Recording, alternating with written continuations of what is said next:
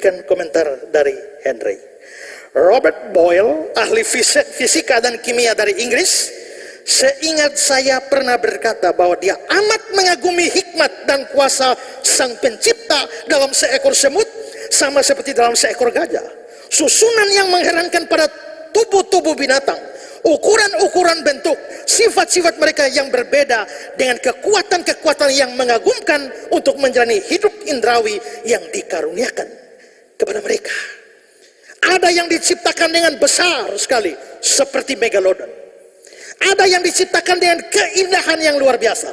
Ada yang diciptakan dengan kecerdasan yang luar biasa. Ada yang diciptakan dengan kekuatan yang luar biasa.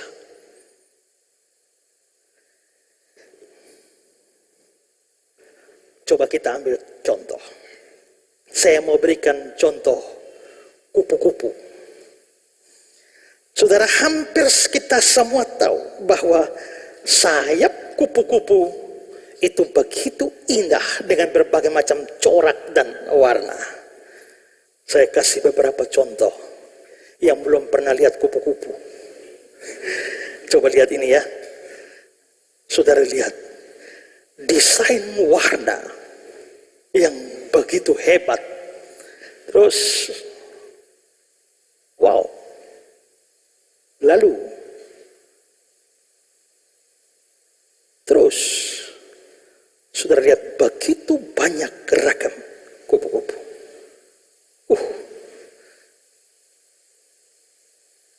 Cari ahli batik di mana? Suruh bikin. Belum tentu seindah ini. Hal yang sama Tuhan bikin di dalam desain warna bulu-bulu burung. Seperti ini. Wah, cantik sekali. Terus, next.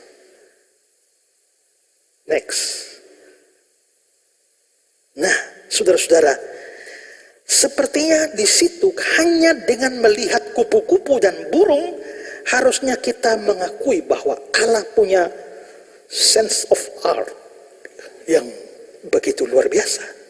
Perpaduan corak, motif, dan warna pada sayap kupu-kupu dan burung-burung harus membawa kita pada kesimpulan bahwa Allah adalah Bapa semua pengrajin batik. Ya, makanya kalau baru pakai batik saya jangan sombong. Kupu-kupu pakai tiap hari. Ya, burung pakai tiap hari. Baru bisa bikin batik.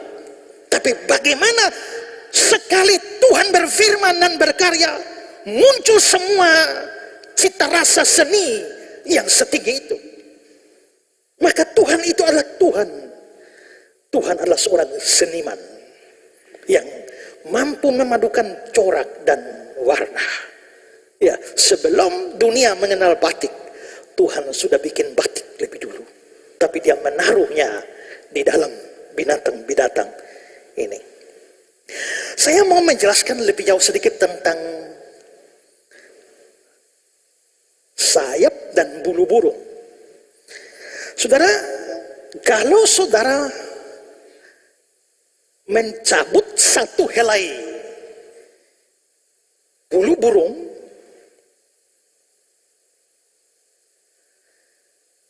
coba lihat ini. Saudara lihat ada poros tengah gitu ya, seperti tulang tengah. Itu namanya racis yang ada pada setiap bulu. Lalu di garis tengah itu, saudara lihat tuh ada bulu-bulu yang banyak sekali. Itu mungkin ribuan. Itu namanya barb. Ya, coba lihat ini. Nah, seperti jalur-jalur daun. Itu adalah barb. Itu di setiap bulu ada. Lalu sebenarnya di setiap barb itu ada lagi bagian kecil namanya barbel. Coba lihat. Nah, saudara lihat yang racis tadi, itu yang tulang tengah. Tapi di setiap itu ada satu lembar. Ini terlalu kecil untuk kita lihat, tapi ini diperbesar. Maka saudara lihat itu ada barbnya, ada barbelsnya. Nah,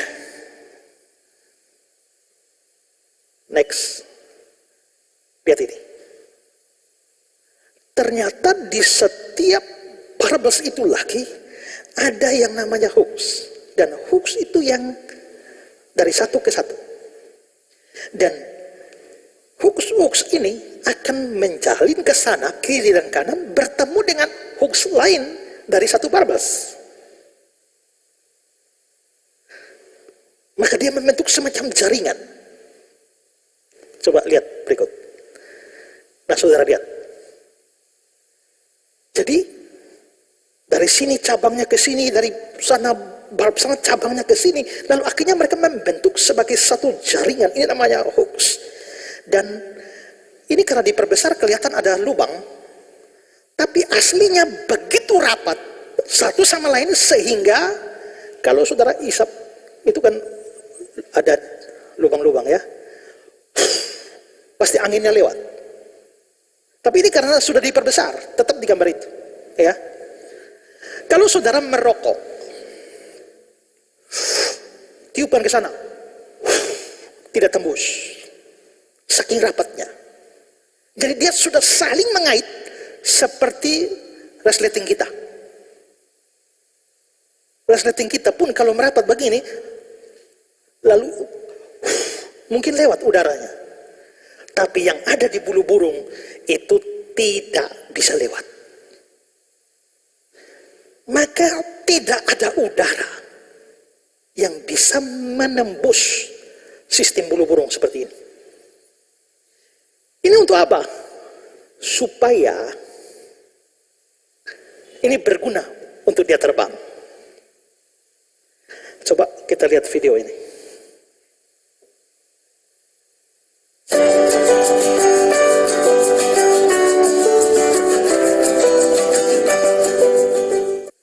Ya, saudara, pada waktu dia begini, semua bulu di sini, itu yang seperti sistem yang saya berikan tadi. Berarti pada waktu dia kibaskan ke begini, ini kan ke bawah, ini kan berarti ada angin dari atas. Tidak ada satu angin pun bisa menembus itu. Gara-gara tidak ada angin yang bisa menembusi sistem bulu yang rapat seperti itu, maka dengan kibasan sayap begini, dia memberikan tekanan ke bawah, sambil kakinya melonjak ke atas, maka tekanan udara ke bawah membuat burung terangkat. Dan itu membuat dia bisa terbang. Seandainya ada lubang-lubang di antara sayapnya, waktu dia kibaskan begini, anginnya atau udaranya tembus dari lubang, dia tidak bisa terangkat. Tapi Tuhan merancang sedemikian rupa, sehingga pada akhirnya kita bisa melihat bahwa Alkitab ngomong sederhana, Kejadian 1 ayat 20. Berfirmanlah Allah, hendaklah burung berterbangan di atas bumi. Selesai. Hendaklah burung berterbangan di atas bumi, tapi sebenarnya semua itu baru bisa terjadi jikalau diteliti. Itu melalui satu sistem yang rumit yang Tuhan buat di dalam sayap-sayap dari hampir semua binatang.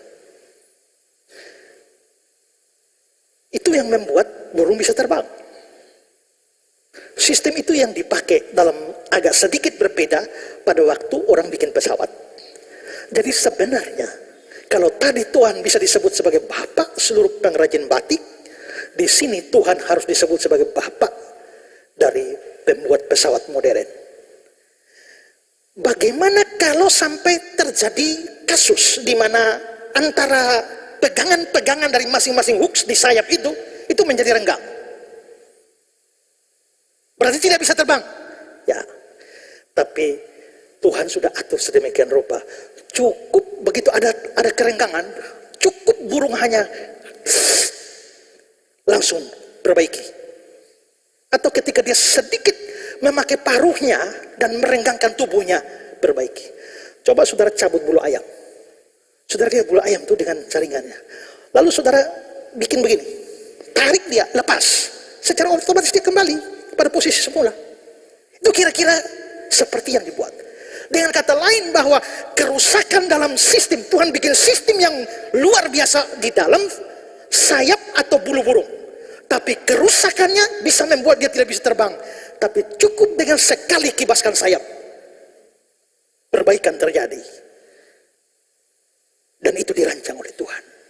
Berarti Tuhan adalah Bapa dari seluruh mekanik pesawat terbang. Luar biasa cara Tuhan membuatnya. Kita ambil contoh lain. Kenal binatang ini? Capung. Ini adalah binatang yang dicipta Tuhan dengan kemampuan terbang yang luar biasa.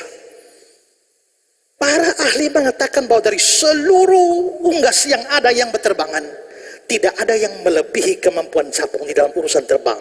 Urusan terbang, beliau jagonya. Kenapa? Karena saudara, capung ini dia punya 4 sayap sekaligus. Lihat ini. 4 sayap. 2 di depan, 2 di belakang. Dan kalau dia terbang, 2 yang depan ke atas, 2 yang depan di belakang ke bawah. Yang 2 di belakang naik, 2 di depan turun. Kira-kira begini. Lihat video ini.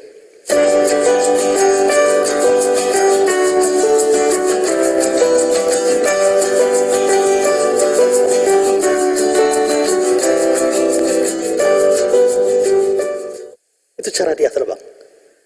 Itu dibikin gerakan lambat. Supaya saudara lihat baik-baik. 2 depan naik, 2 belakang turun. Begitu berganti-gantian. Dan saudara, dia tidak peduli dia terbang kemana. Atau berapa kecepatan.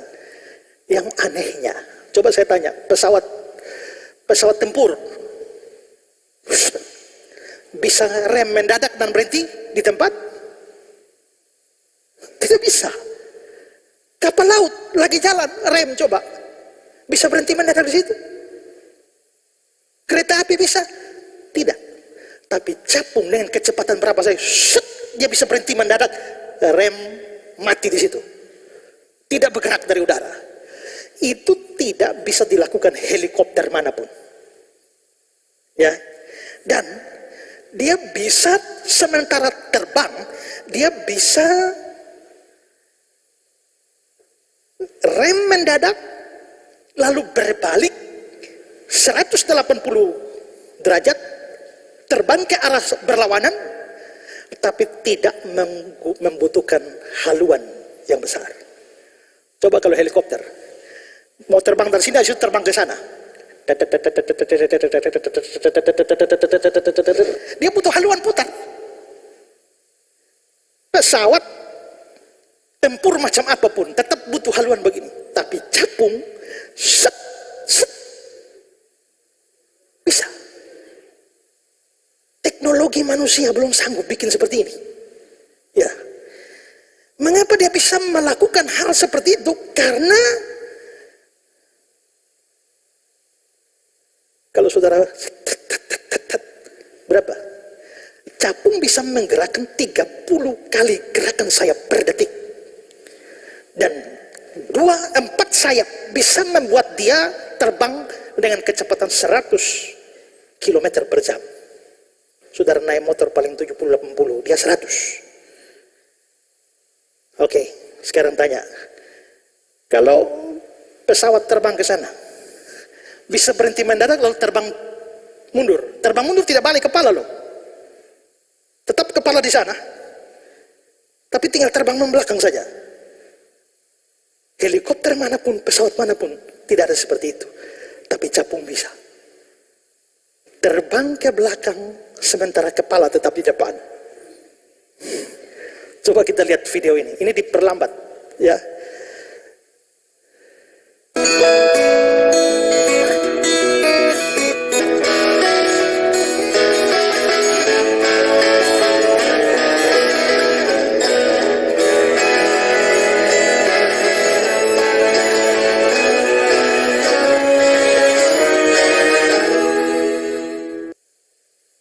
saya kira burung manapun tidak ada burung yang terbang seperti itu. Satu-satunya ini jenis seperti ini. Di dalam matanya itu 30.000 lensa. Dan area penglihatan kita ini kan, mata kita nih ya hanya ke sana. Tapi coba lihat, suruh lihat di belakang. Kita tidak bisa. Makanya kita harus menoleh. Melihat apa yang terjadi di sini kita tidak bisa. Kenapa? Area mata kita itu terlalu sempit untuk bisa melihat seperti itu. Makanya untuk melihat bagian belakang, ya kita mesti balik lah. Makanya kita butuh cermin untuk melihat hal-hal atau posisi-posisi yang tidak terlihat oleh mata kita. Kadang-kadang saya pikir, kenapa Tuhan cipta kita begitu ya? Coba mata taruh di ujung jari begini kan, gampang lah. Begini tinggal semua bisa. Tidak usah repot-repot pakai cermin. Tapi saya pikir kalau biji mata di sini terus kita makan ayam lalapan, jadi masalah. Tapi area penglihatan capung itu cukup luas sampai belakang, sehingga hampir bagian kepalanya itu sebenarnya mata. Itulah sebabnya capung tidak perlu berbalik untuk melihat belakang. Dia terbang begini saja, dia lihat di depan, dia di samping, lihat di belakang sekalian. Dan itu membuat dia mampu terbang dengan kecepatan yang sangat tinggi, melihat seluruh situasi, bahkan ketika dia lagi kejar sesuatu, pada saat yang bersamaan dengan kecepatan tinggi, dan pada saat dia mobil maju dengan kecepatan cepat juga, dia mampu bermanuver dengan menghindari mobil, tapi sambil tetap menangkap mangsanya. Dengan mata seperti itu. Manusia mempelajari gerakan capung di dalam terbang. Lalu akhirnya membuat helikopter Sikorsky. Ini adalah helikopter Sikorsky yang dibuat mirip dengan capung. Dengan melakukan manuver-manuver capung walaupun tidak sempurna. Tapi manusia berusaha. Tapi dari sini kita bisa lihat Tuhan Allah adalah Bapa dari segala pembuat helikopter. Belum pernah ada yang bikin helikopter seperti helikopternya Tuhan. Luar biasa bukan? Ada kecerdasan Tuhan di dalam makhluk-makhluk itu. Kunang-kunang. Saya kok agak ragu bahwa semua pernah lihat kunang-kunang.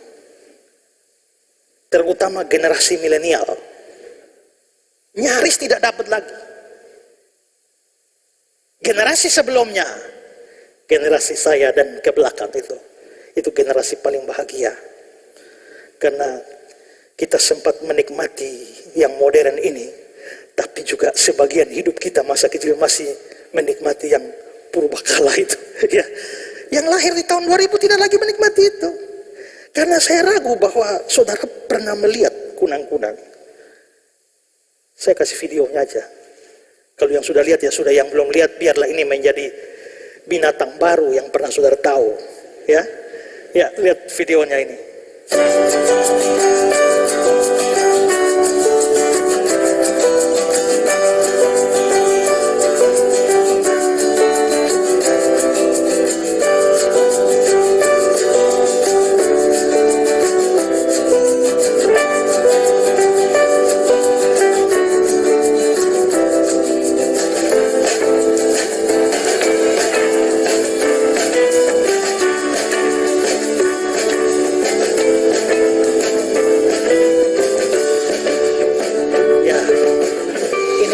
Satu binatang yang bisa menghasilkan cahaya.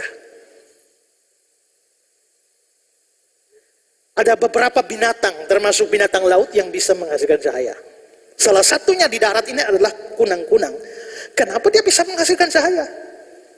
Itu karena terjadi reaksi kimia di dalam tubuhnya terhadap satu zat yang namanya zat kimia yang namanya luciferin.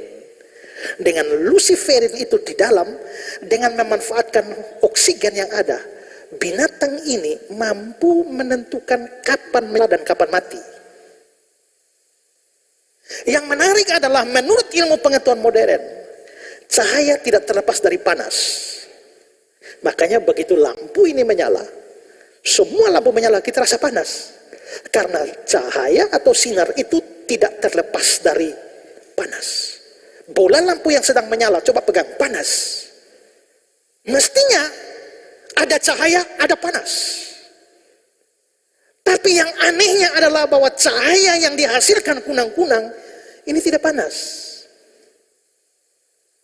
Sehingga dia tidak menderita. Maka para ahli akhirnya tahu bahwa rupanya ada cahaya dingin. Bukan cahaya panas. Cahaya dingin dan cahaya yang dihasilkan oleh kunang-kunang. Ini luar biasa. Untuk apa sih sebenarnya kunang-kunang bercahaya? Itu diteliti oleh para ahli. Dan para ahli menyimpulkan dari sekian penelitian bahwa mereka menyala itu untuk kepentingan cari jodoh atau kawin. Jadi kalau kunang-kunang jantan yang menyala, artinya dia kasih tahu pada semua dia lagi cari jodoh. Aku jomblo, ya. Kalau yang menyala perempuan, artinya dia respon, dia siap dikawini. Jadi kalau tahu-tahu yang betina yang nyala, artinya dia bilang, siapa mau datang sudah. Dia sudah siap dikawini. Selain itu digunakan untuk pertahanan diri. Pada waktu dia dalam bahaya, dia langsung begini. Kalau bukan urusan kawin, maka urusan dia melihat ada predator yang hendak memakan dia langsung menyala. Maksudnya dia mau beritahu bahwa saya ini jenis yang tidak lesat. Jadi jangan memakan saya. Seperti itu. Nah, bayangkan bagaimana sistem di dalam satu tubuh, satu binatang mampu menghasilkan cahaya dingin seperti itu. Itu siapa yang rancang begitu? Tuhan Allah.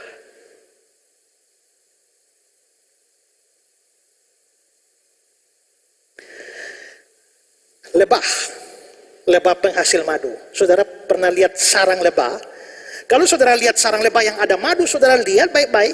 Sebenarnya di dalam sarang lebah itu yang ada madu, semua itu terbentuk dari semacam bahan dasar lilin, tapi semua bentuknya teratur, yaitu heksagonal atau segi 6. Coba lihat ini. Saudara lihat, itu kan segi 6. Tuh, 2, 3, 4, 5, 6. Semua seragam. Nah, lebah madu membuat tempat penampungan madu di dalam bentuk heksagonal. Kenapa tidak bulat? Kenapa tidak segitiga? Kenapa tidak segi 4? Itu menjadi penelitian para ahli. Kenapa sampai lebah bikin segi 6 untuk menampung madu-madunya? Setelah para ahli memperhitungkan, kelihatannya mereka sadar bahwa bentuk lain seperti bulat atau segi 5. Coba lihat gambar ini. Kalau sampai bulat atau segi 5 begini, saudara lihat ada titik-titik merah, itu artinya titik kosong di antara bentuk yang satu dan bentuk yang lain. Berarti ada lubang di situ. Maka madu tidak akan banyak karena sarangnya besar tapi daya tampung sedikit. Memang segitiga dan segi 4 itu juga tidak ada ruang kosong. Tapi kalau dilihat dari besar lingkarannya, ya, itu akan membuat para ahli mengatakan bentuk heksagonal adalah bentuk yang paling minim bahan dasar. Jadi lebih hemat. Lebih hemat tapi daya tampung besar. Itu heksagonal. Siapa yang ajar lebah seperti itu? Mereka tidak perlu kursus. Tidak perlu belajar matematika. Dan yang menarik adalah pada saat mereka membuat sarang mereka kerjasama. Bentuk heksagonal yang sama ukurannya, tapi mereka tidak mulai dari tengah baru keluar. Tidak. Mereka bagi 3 atau 4 kelompok, 1, 2, 3, 4, lalu masing-masing membentuk segi 6 baru mengarah ke tengah. Tek, tek, tek, tek, tek, tek, sampai tengah, tidak selisih. Mungkin seperti begini. Saudara lihat, ini ada 4 grup lebah, kiri, kanan, atas, bawah. Mereka membentuk, bikin segi 6 heksagonal. Langkah kedua mereka terus bekerja. Terus.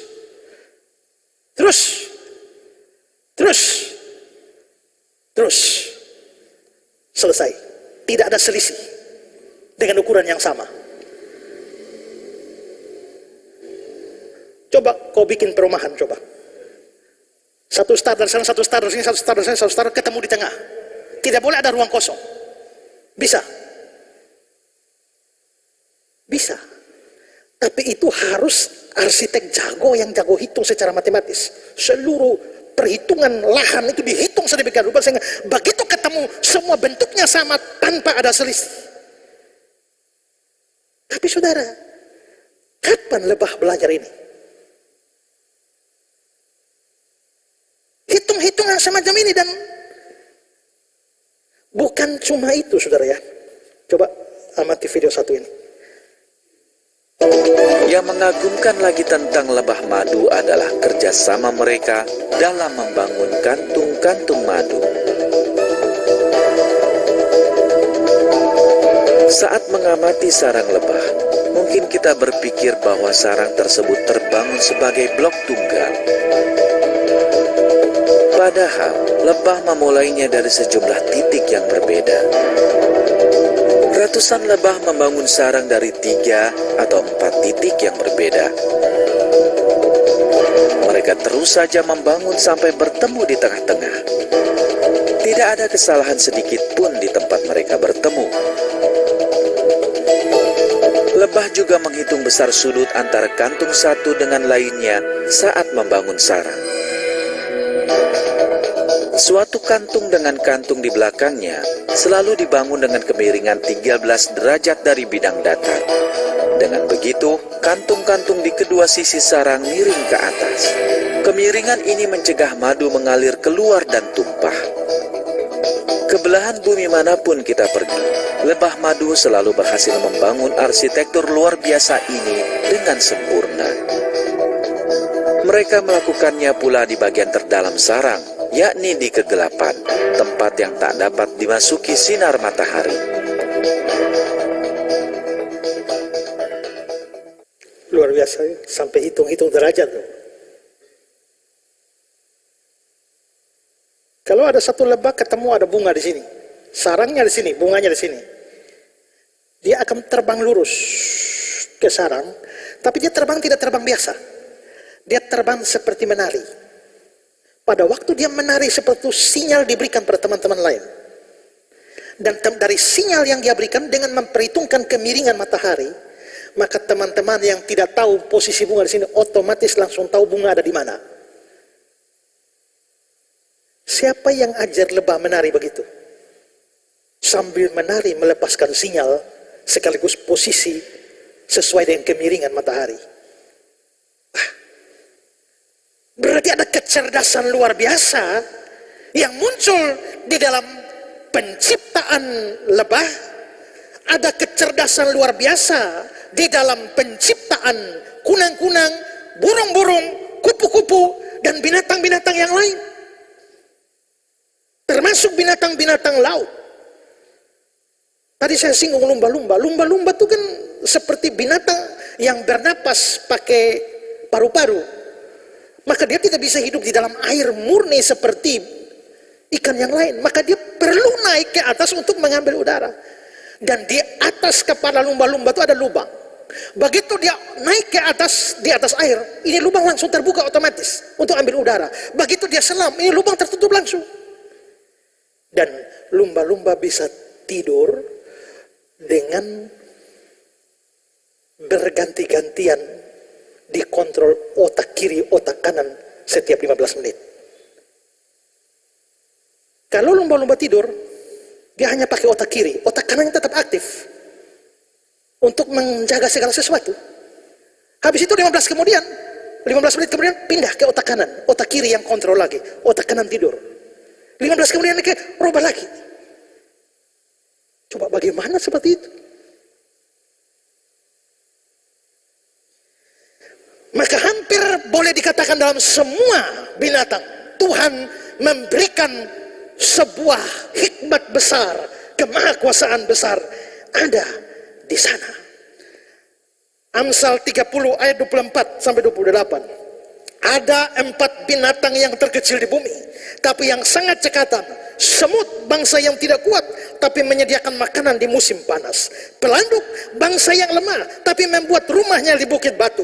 Belalang yang tidak mempunyai raja, namun semuanya berbaris dengan teratur. Cicak yang dapat kau tangkap dengan tangan, tetapi juga ada di istana raja.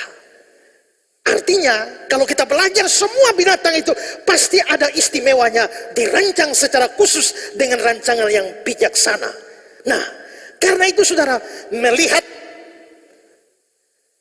kupu-kupu, kita harus sadar Tuhan itu pembuat batik yang luar biasa. Lihat burung, sayap burung, Tuhan perancang pesawat yang luar biasa. Lihat capung, Tuhan perancang helikopter yang luar biasa. Lihat lebah, Tuhan itu adalah matematikawan atau arsitek yang luar biasa. Lihat semut, lihat pelanduk, lihat nyamuk, lihat apa saja. Kalau dipelajari, semuanya bersaksi tentang kemahakuasaan Tuhan. Itulah sebabnya di dalam kitab Ayub dikatakan begini. Ayub 12, 7-10. Tetapi bertanyalah kepada binatang, maka engkau akan diberinya pengajaran. Kepada burung di udara, maka engkau akan diberinya keterangan. Atau bertuturlah kepada bumi, maka engkau akan diberi pengajaran. Bahkan ikan di laut akan bercerita kepadamu. Siapa di antara semua itu yang tidak tahu bahwa tangan Allah yang melakukan itu, bahwa di dalam tangannya terletak nyawa segala yang hidup, yang napas, dan setiap manusia? Tanya pada burung, tanya pada binatang-binatang laut. Itu bahasa puisi. Semua akan beritahu kepada kamu bahwa Tuhanlah yang membuat mereka. Mazmur 104 ayat 24, nats pembimbing kita tadi. Betapa banyak perbuatanmu ya Tuhan, sekaliannya kau jadikan dengan kebijaksanaan. Bumi penuh dengan ciptaanmu. Luar biasa. Saya kutip kembali kata-kata Henry yang tadi baru saya kutip sebagian. Robert Boyle, ahli fisika dan kimia dari Inggris, seingat saya pernah berkata bahwa dia amat mengagumi hikmat dan kuasa sang pencipta dalam seekor semut, sama seperti dalam seekor gajah. Susunan yang mengherankan pada tubuh-tubuh binatang, ukuran-ukuran, bentuk-bentuk, sifat-sifat mereka yang berbeda, dengan kekuatan-kekuatan yang mengagumkan untuk menjalani hidup indrawi yang dikaruniakan pada mereka. Apabila dipertimbangkan dengan sepatutnya, bukan saja dapat membungkam dan mempermalukan keberatan-keberatan orang-orang tidak percaya pada Tuhan dan orang-orang kafir, tapi juga membangkitkan pikiran dan pujian yang luhur tentang Allah pada jiwa-jiwa yang saleh dan taat. Luar biasa. Pernah memuji Tuhan? Kalau lihat bintang kita puji Tuhan ya. Bila kulihat bintang gemerlapan, aku memuji kebesaran-Mu. Pernah memuji Tuhan waktu lihat lalat? Pernah memuji Tuhan waktu lihat capung? Pernah memuji Tuhan waktu lihat lebah? Kalau kau bertanya pada semua itu, mereka akan bertutur kepadamu bahwa Tuhan Maha Kuasa, Maha Bijaksana.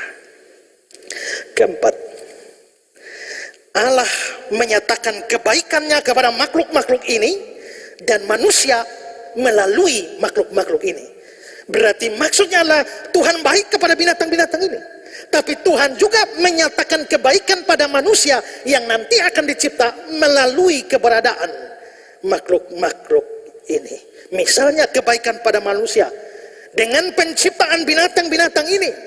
Sebenarnya Tuhan memberikan juga kepada kita sumber makanan yang besar. Memang awalnya manusia diciptakan, Tuhan hanya berikan makan tumbuh-tumbuhan. Tapi belakangan Tuhan izinkan setelah kasus peristiwa air bah, Tuhan mulai izinkan kita makan daging dan ikan. Kejadian 9 ayat 23. Aku takut dan aku gentar padamu, akan takut dan akan gentar padamu segala binatang di bumi, segala burung di udara, segala yang bergerak di muka bumi, segala ikan di laut. Ke dalam tanganmu lah semuanya diserahkan, segala yang bergerak yang hidup akan menjadi makananmu. Aku telah memberikan semua padamu seperti juga tumbuh-tumbuhan hijau. Maka awalnya Tuhan kasih kita makan tumbuh-tumbuhan saja, tapi belakangan Tuhan juga izinkan kita makan daging dan makan ikan. Dengan penciptaan binatang-binatang darat dan juga binatang-binatang laut, ikan-ikan di laut, Tuhan menyediakan sumber makanan yang sangat besar bagi kita manusia. Ada juga Tuhan menciptakan ternak-ternak dan binatang-binatang peliharaan untuk menghibur kita. Ada anjing, ada kucing, ada kelinci, marmut, dan lain sebagainya. Itulah sebabnya ada orang yang cinta anjing luar biasa. Ya, uang hilang dia tidak menangis, anjing hilang dia menangis. Ya, anjing mati juga diadakan upacara penguburan, mengenang 40 hari kematiannya. Ada banyak orang merasa dihibur dengan binatang-binatang peliharaan. Tadi saya bilang bahwa itu bukan hanya binatang, semua organisme laut, termasuk tumbuh-tumbuhan di laut. Dan ada yang disebut sebagai fitoplankton yang sangat banyak jumlahnya di dalam laut.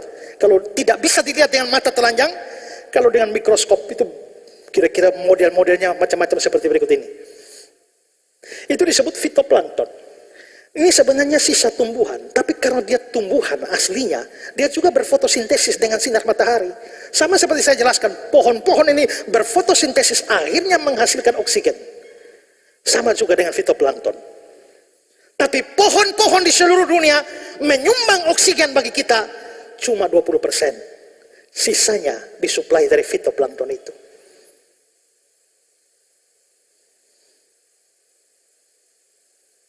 Karena itu saudara-saudara, maka di situ kita bisa lihat bahwa Tuhan menciptakan semua akhirnya untuk kebaikan kita. Tapi selanjutnya juga kita harus sadar, Tuhan menyatakan kebaikan pada makhluk-makhluk ciptaannya itu. Dalam Kejadian 1 ayat 20 sampai 22, ini teks di mana Tuhan menciptakan binatang-binatang. Langsung ke ayat 22. Di ayat 22 berkata, lalu Allah memberkati semuanya. Semua yang mana? Binatang-binatang. Allah memberkati semuanya. Ini kali pertama kata berkat keluar di Alkitab. Dan berkat pertama di Alkitab bukan untuk manusia, karena manusia belum ada. Berkat pertama justru datang untuk binatang-binatang. Untuk apa? Berkembang biaklah, bertambah banyak, serta penuhilah air dan laut. Mereka diberkati untuk perkembang biakan mereka. Tapi bukan cuma itu, Allah memberkati mereka dengan memberikan kehidupan, memelihara hidup mereka. Dengan kata lain, beri mereka makan. Warren Wiersbe berkata, berkat Allah memungkinkan makhluk dan unggas berkembang biak dengan berlimpah dan menikmati semua yang telah Dia buat untuk mereka. Matius 6 ayat 26. Pandanglah burung-burung di langit, diberi makan Bapamu yang di surga. Tuhan cipta burung, tapi tidak lupa kasih makan. Mazmur 147 ayat 9. Dia yang memberi makan kepada hewan, kepada anak-anak burung gagak yang memanggil-manggil. Hewan-hewan Dia beri makan. Lukas 12 ayat yang ke-6. Bukankah burung pipit dijual 5 ekor 2 duit? Sungguh pun demikian, tidak seekor pun daripadanya yang dilupakan Allah. Berarti Allah mencipta binatang-binatang tapi tidak melalaikan mereka. Allah mencipta binatang-binatang tapi tidak mengabaikan mereka. Dia memelihara hidup mereka, beri mereka makan. Itu harusnya menjadi hal positif. Kalau Tuhan kasih makan anak-anak burung, mengapa Dia tidak bisa kasih makan anak-anaknya sendiri?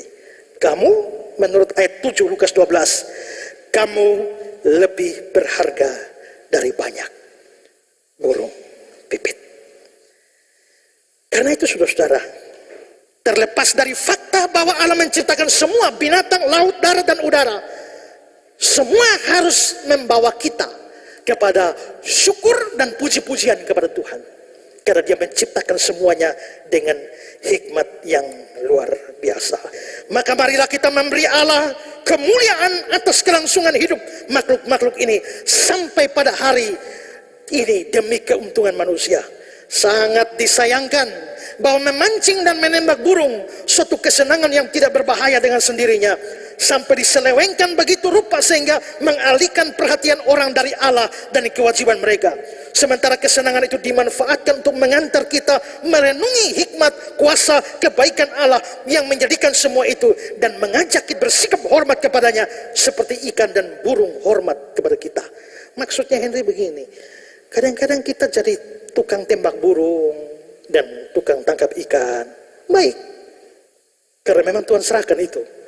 Tapi diselewengkan, maksudnya sambil kau tangkap ikan, pikiranmu hanya ikan. Kau tidak pernah berpikir tentang Allah yang membuat ikan.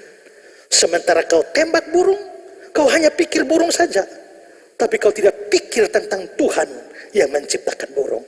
Jadi maksudnya saat orang menembak burung atau menangkap ikan pun, dia harus selalu pikiran terarah kepada Allah yang menjadikan atau menciptakan semuanya. Maka tukang tangkap ikan yang sekian lama hanya pikir ikan, sebentar kau tangkap ikan harus sambil menyanyi puji Tuhan. Mazmur kita tadi bagus sekali, Mazmur 104, berisi pengakuan kepada Allah sebagai pencipta segala sesuatu, binatang-binatang, tapi sekaligus memberi makan kepada mereka semua. Di ujung Mazmur ini mengajak kita semua puji Tuhan. Sekarang saya mau mengajak kita lihat kembali Mazmur itu. Pujilah Tuhan, hai jiwaku. Tuhan Allahku, Engkau sangat besar. Engkau yang melepas mata-mata air ke dalam lembah-lembah, mengalir di antara gunung-gunung, memberi minum kepada segala binatang padang, memuaskan haus keledai-keledai hutan. Di dekatnya diam burung-burung di udara, bersiul di antara daun-daunan. Engkau yang menumbuhkan rumput bagi hewan dan tumbuh-tumbuhan untuk diusahakan manusia. Singa-singa muda mengaum-ngaum akan mangsa dan menuntut makanan dari Allah. Betapa banyak perbuatanmu ya Tuhan, sekaliannya kau jadikan dengan kebijaksanaan. Bumi penuh dengan ciptaanmu. Lihatlah laut itu, besar dan luas wilayahnya. Di situ bergerak tidak terbilang banyak binatang-binatang kecil dan besar.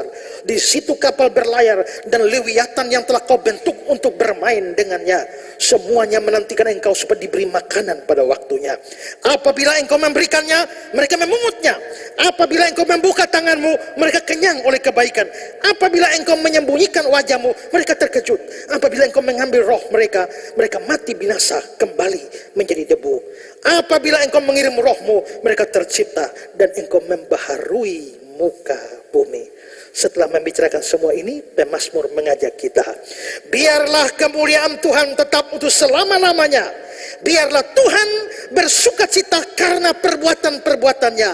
Aku hendak menyanyi bagi Tuhan selama aku hidup.